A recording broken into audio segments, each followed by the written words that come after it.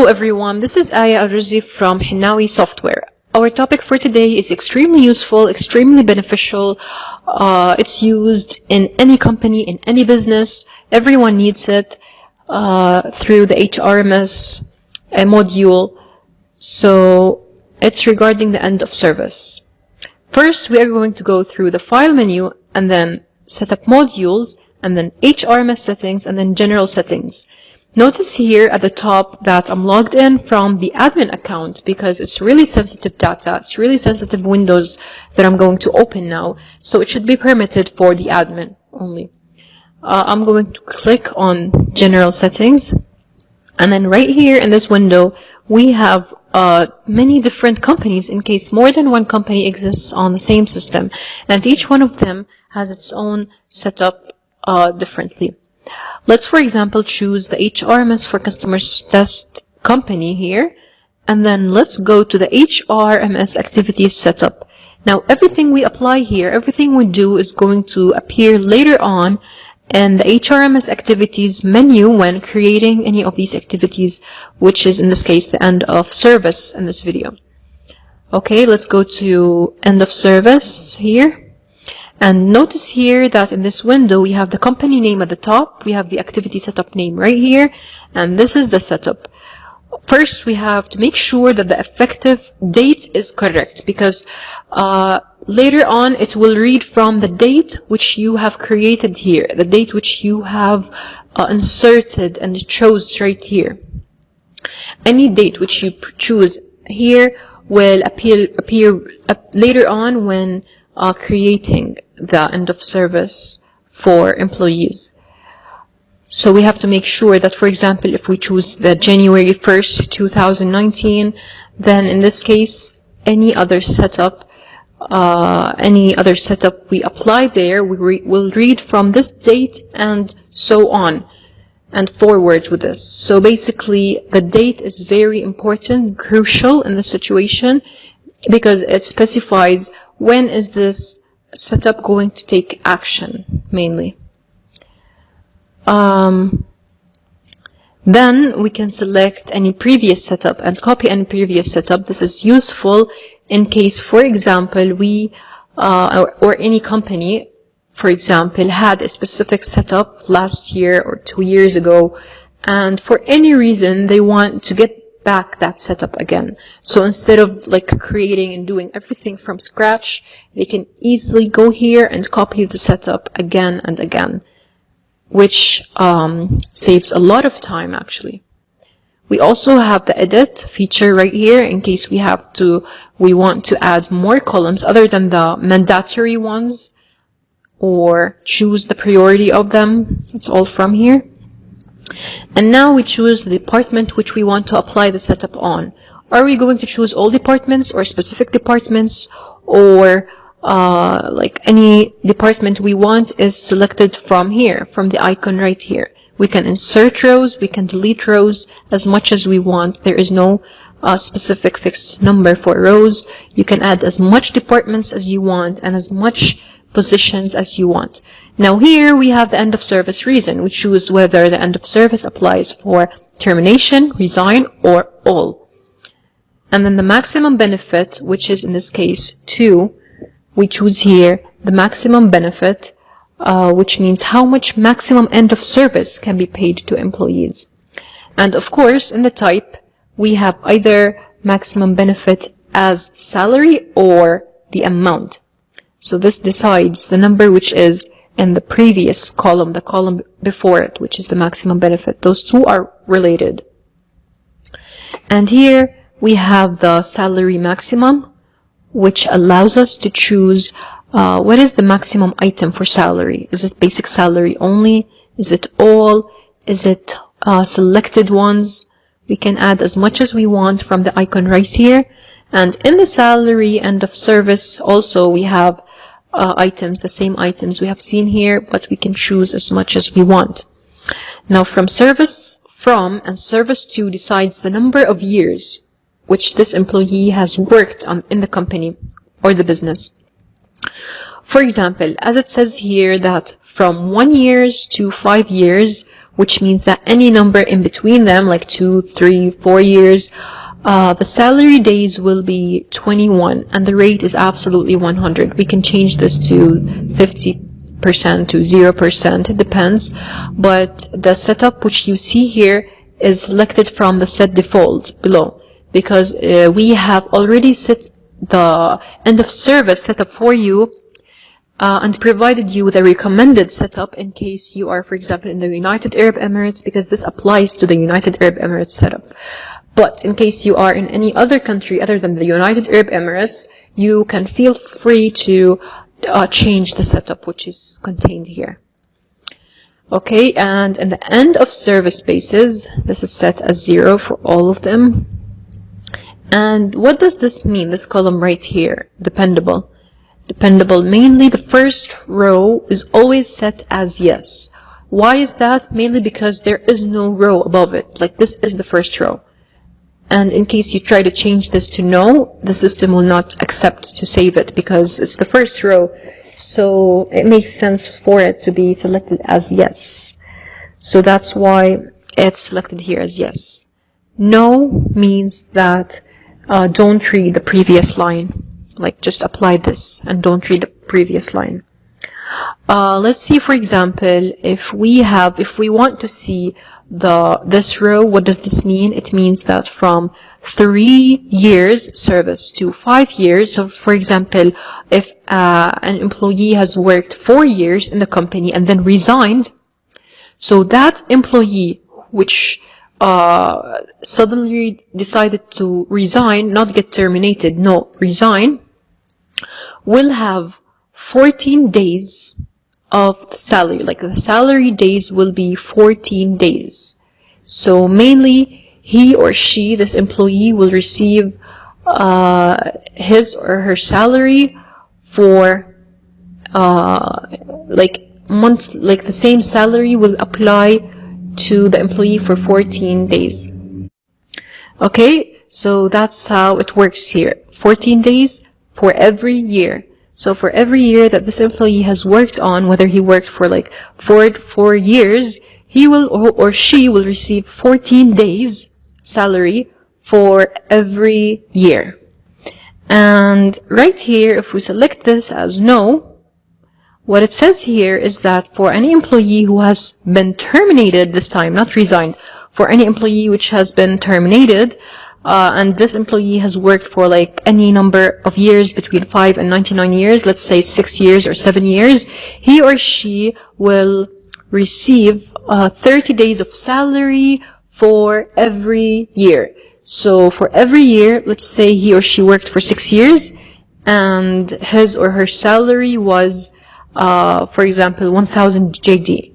So 1000 JD, he or she will receive the salary for 30 days salary for each year. Okay? And by the way, when we try to change this to no, notice here that the system does not allow us to change this to no, because by default it has to be yes. The first row and the third row by default must be yes. And those two can be changed accordingly to both yes and no.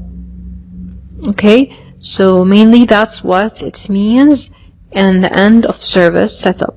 We also have here, when resigning, if a service period, for example, is greater than 5 years, are we going to calculate it as terminate, yes or no? And in the second one, don't include unpaid salaries, not created salary sheets, and create an end of service form. Now for this one, we must untick this. It must be unticked, unselected, in order for us not to face any consequences, problems, issues, error messages. Nothing of that is going to be shown and displayed at the time of creating end of service. Everything will go smoothly because we do not want to include not created salary sheets. We do not want to include them. So basically, yeah, we have to untick this and then save and close.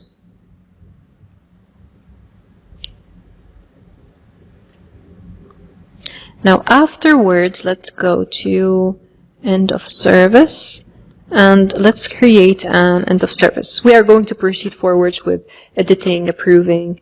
But first, let's go here. Let's select the same company which we made the setup for. And let's select, for example, this employee. Click enter.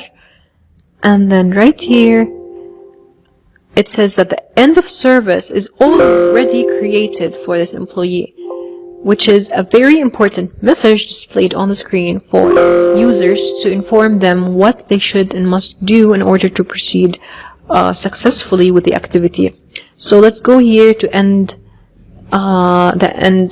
edit end of service, and let's select this employee, and then let's click on delete, and then it will be deleted successfully. Now we can easily proceed forwards with the same employee.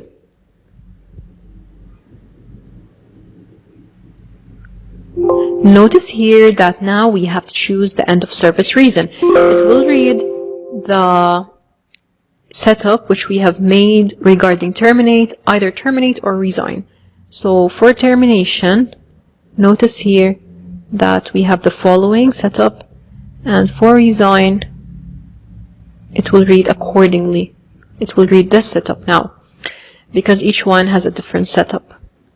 And then we choose here whether we want to rehire.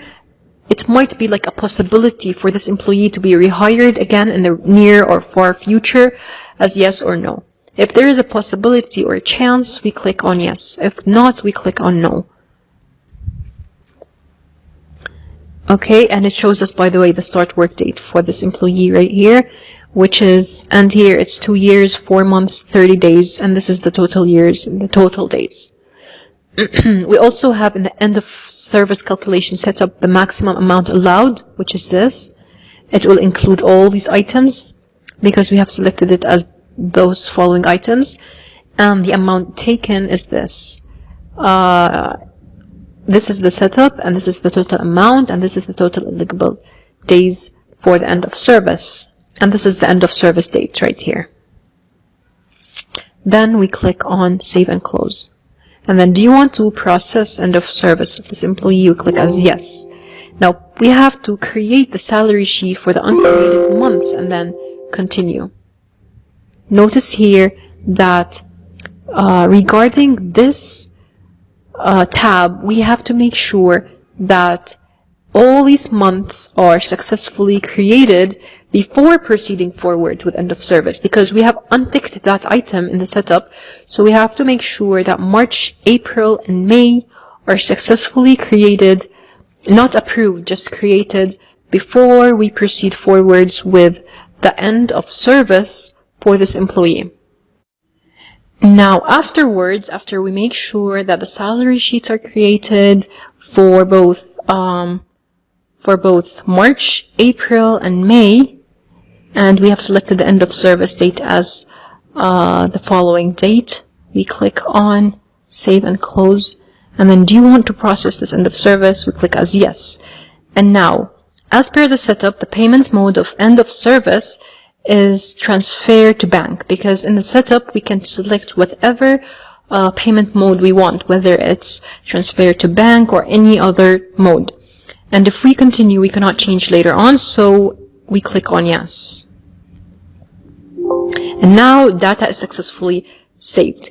But there's an important point that I have to mention here. It's really important and should be taken into consideration, is that at the time of choosing the end of service date, we have to make sure that all previous salary sheets are created.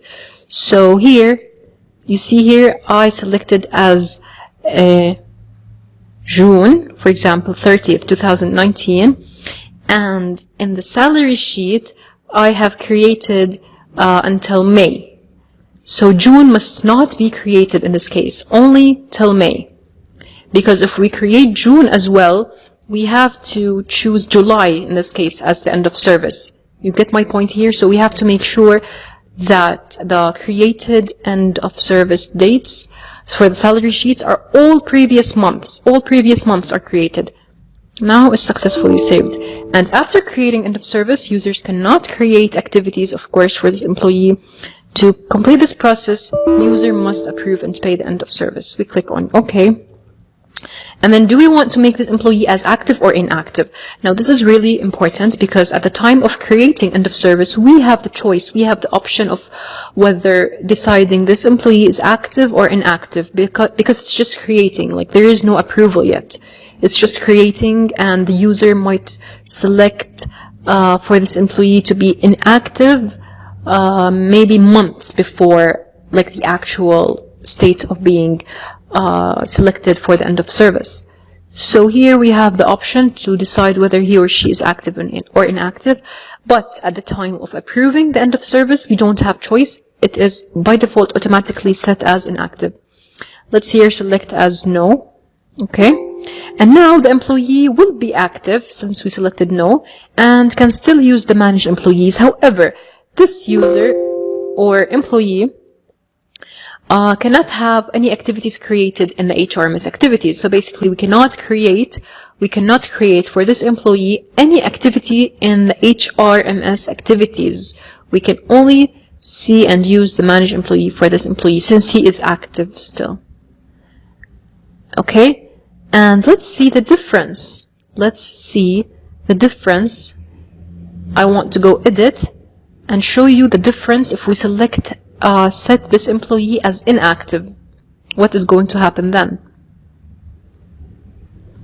We click on edit, and then we can change any reason like resign, terminate. We can change whatever we want, and then click on save and close. And now, do we want to process forwards? Yes, and then yes, data is saved successfully. Now, after creating end of service, users cannot create activities for this employee. We must approve. Okay. Do you want to make this employee as inactive? Now this time, yes, I'm going to click yes. You see here now the employee will be inactive even from the manage employees menu and both HRMS activities menu. So we cannot create any activity regarding both manage employees menu or the HRMS activities menu. And then we click OK. Now it's saved, it's edited successfully. We can proceed forwards with approving end of service.